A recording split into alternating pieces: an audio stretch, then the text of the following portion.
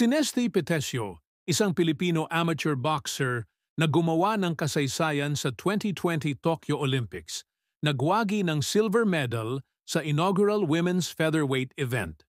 Siya ang kauna-unahang Pilipinang nag-uwi ng Olympic medal sa boxing na nagbigay inspirasyon sa milyon-milyong Pilipino.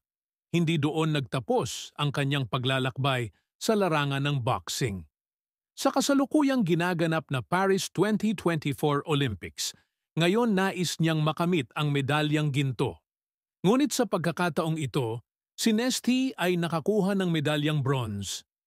Hindi man nakamit ang ginto, pero ibinigay niya lahat at lumaban ng buong puso. Si Nesty Petesio, higit pa sa isang kampeon, isang simbolo ng pag-asa, tibay, at walang tigil na pagsusumikap para sa kadakilaan.